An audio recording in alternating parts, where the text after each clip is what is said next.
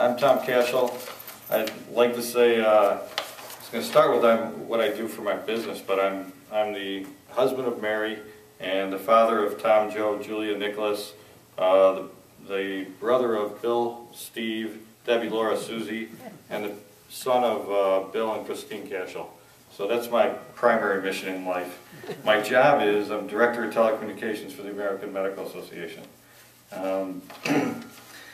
A lot of interesting things have happened in the past, I don't know, 10, 15 years. I'm a Byzantine Catholic, Greek Catholic. I never grew up with the Rosary.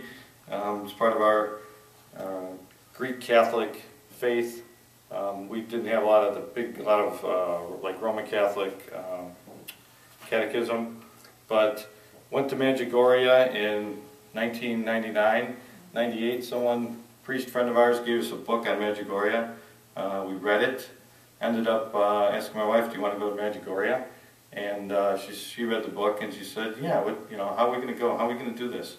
4 free tickets to Europe fell into our hands, and then the money to participate in a pilgrimage.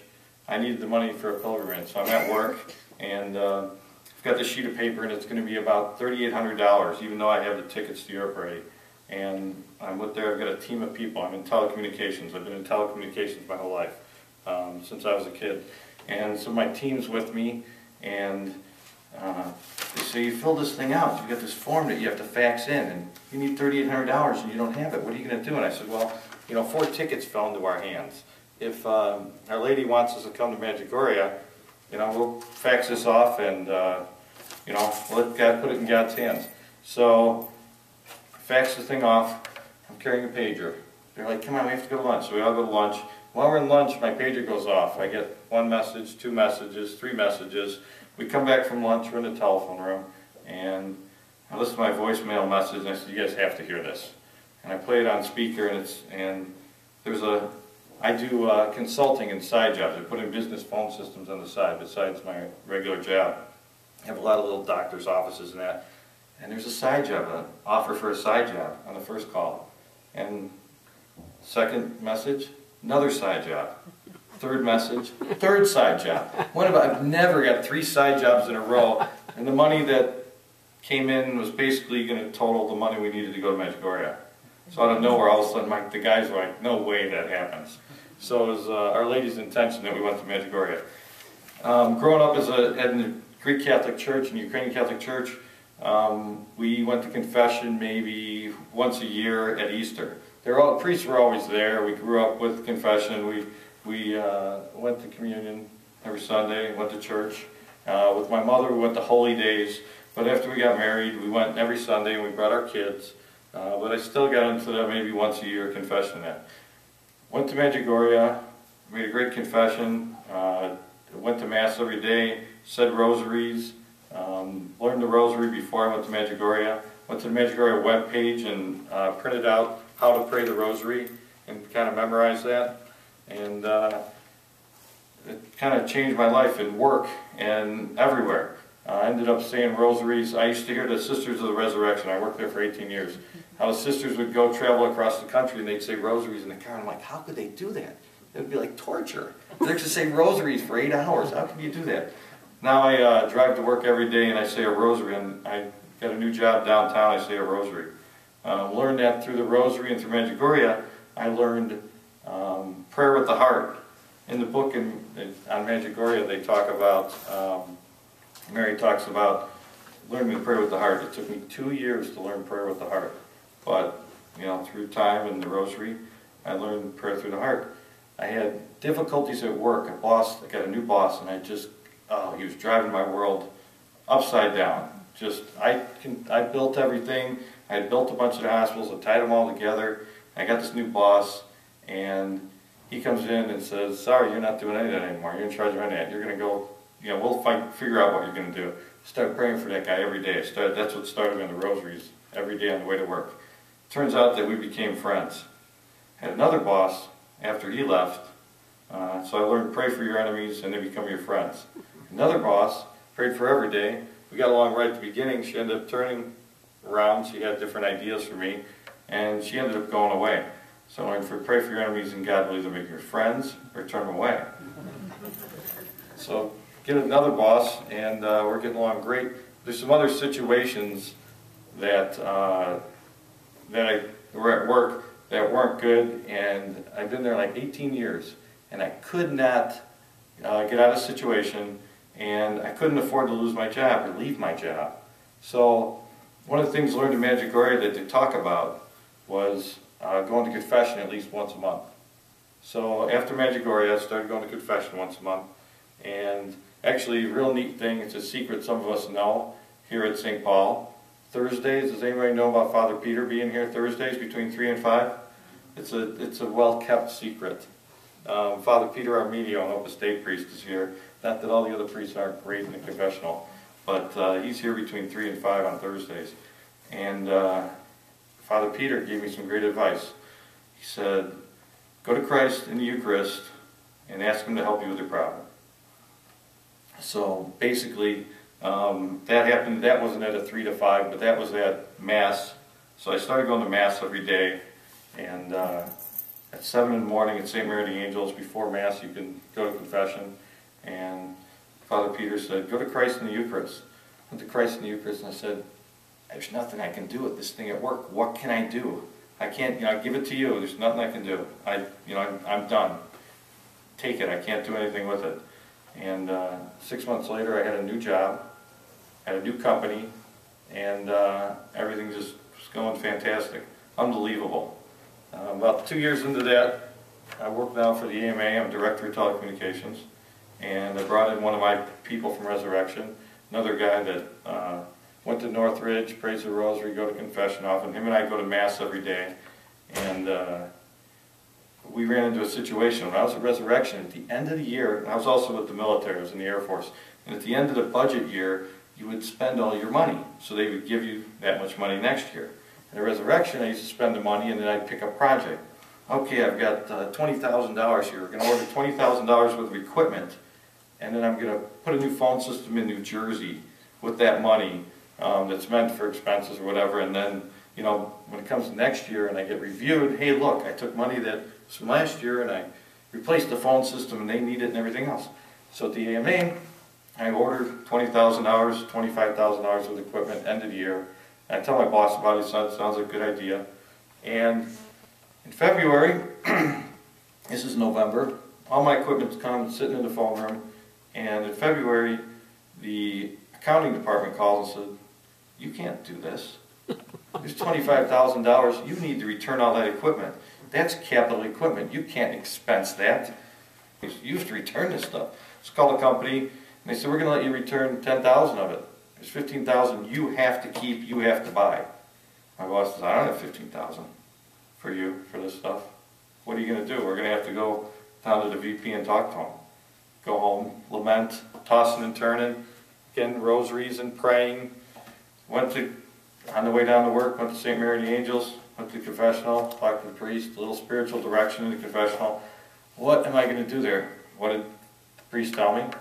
Go to Christ in the Eucharist and ask Him to help you. So go to 7 o'clock Mass, go to communion, go to Christ in the Eucharist. I'm stuck here, I'm going to lose my job, the job you gave me. You gave me this job. You know, I goofed it up. Can you help me here? A little more peaceful. You know, I got peace now. I'm going to work. Whatever, it's in your hands.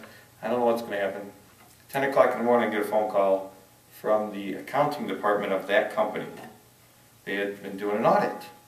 It was not one of the salespeople or anybody else I had talked to about returning $15,000 equipment. The guy says, hey, Tom, hey, you know, we're doing an audit and we found $15,000 that we overbilled you for last year.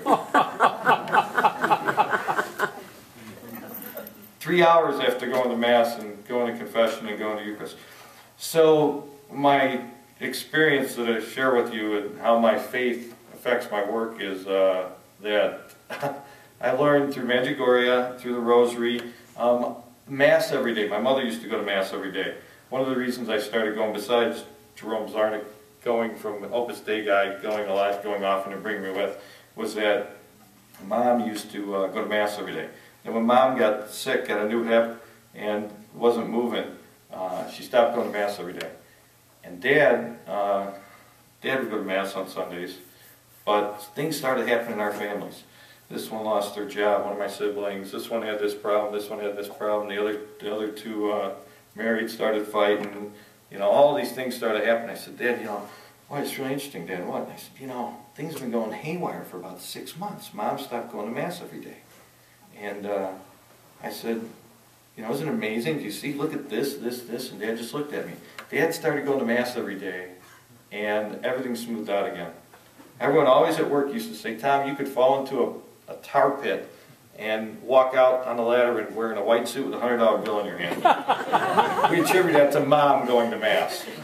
So I started going to Mass every day after I said it to my dad, because then things smoothed out for my kids and my family. So I go to the Eucharist. It took me, I've been going to Mass every day for 5 or 6 years now. And it took me 2 years to learn prayer with the heart. It took me a couple of years to appreciate the Eucharist. It wasn't overnight stuff. It's like playing a guitar or learning something, learning a sport. It's just, you go every day and you continue, and it just builds on you. You understand, you get the Eucharist, you come to Christ. You go to Christ in the Eucharist and spend a little time with Him. It's Pope John Paul used to do that. Daily Masses, my daughter said it, 6:15, 6:25 in the morning here. It's peaceful, it's quiet. You can go in and kind of, you know, meditate a little and then go to Mass. And they're quick Masses, but, you know, more people knew about how great, you know, daily Masses were, and going to Eucharist every day and going to confession often. The more you go, the more you want to go. And you've got some great spiritual direction coming out of there. That's basically my story. I think for Medjugorje and my family support. And you know, I'm Greek Catholic, Byzantine Catholic, so I have the best of both worlds. There's the Greek Orthodox liturgy, and we're in communion with the Pope. And I get to go to the Roman Catholic Church every day because there's enough of them around. Daily Mass, you can come here at 6:15. There's an 8:30, 6:25, 8:30. There's 6:15 at Holy Family. There's 6:15 at Resurrection Medical Center. There's noon at Resurrection Medical Center. There's 8 o'clock at the Cathedral, 7 o'clock at St. Mary the Angel, 7 o'clock at some other churches downtown. If people are downtown, there's almost no excuse for people to find a liturgy in daily. It really isn't. There's Masses everywhere, especially if you work downtown. There's St. Pete's in the Loop. They have about 8 Masses. They hear confession from 7:30 in the morning till 6 at night. So there's some good reasons. You go because, I don't know, it's like your parents want you to do your homework. You start by going, maybe not because you want to, or but you start going and you'll get appreciation for it, and maybe some other people will see you, and you can spread the message. So my message is confession, and frequent confession, and partake in the Eucharist. I think give us this day our daily bread means daily Eucharist. I think that plays a big part. Thanks.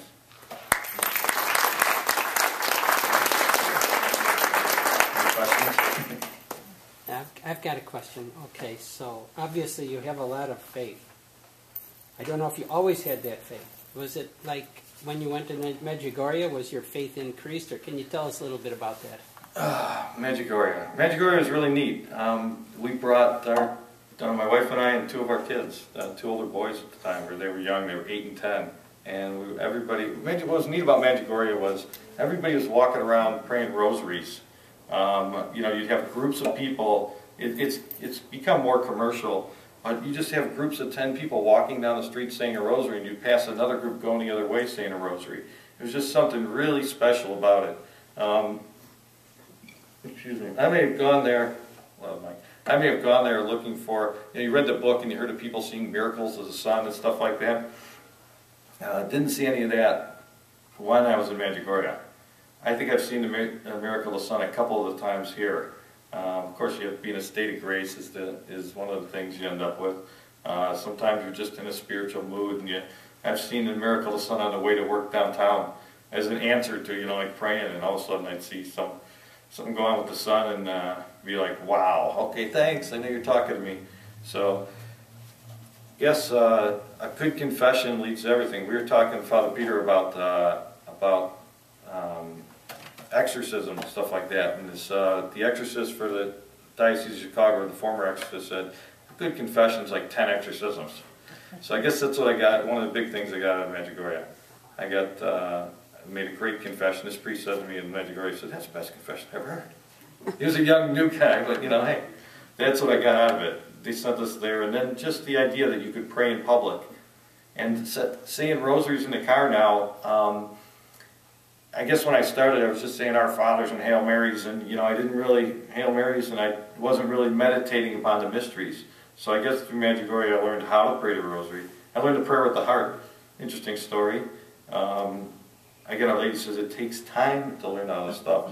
I'd been praying all these rosaries for 2 years after Medjugorje, and my aunt passed away, and her ex-husband didn't come to the wake. And I prayed with all my heart and soul that my ex-uncle, I just prayed, God, just let Ricky show up.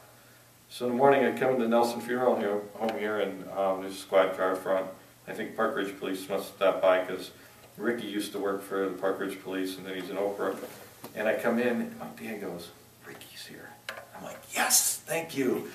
And my aunt always talked about her funeral because she got cancer when I was like 15, and this was when I was 35. And she always talked, "Hey, when my funeral comes, I want a big procession, one person per car." And she always big thing about she was going to have a flower car. I don't have flower cars anymore. I want a flower car. So Ricky was up there, and he was by himself. It was before everybody came in, and he was praying by our casket. And he came up and he shook everybody's hand. He shook my dad's hand. And Dad was like, "Wow." You know, Ricky had the guts to come up and shake my hand, and he had the guts to come up here and show up. And Ricky stuck around for the rest of the funeral, and it turns out that it was his squad car that was out front. He came from Oak Brook Terrace, and sorry, this is a tough one for me. He led the funeral with his lights on. It was the icing on my godmother's cake. Sorry, it was like, so that's where I learned prayer with the heart. So like, she talked about it her life, you know, like I'm gonna die. I want a lot of cars. But he led her funeral with lights going, and she wasn't a police person or anything, and so that was like, wow. So anyway, I guess I learned how to pray in Medjugorje. Thanks.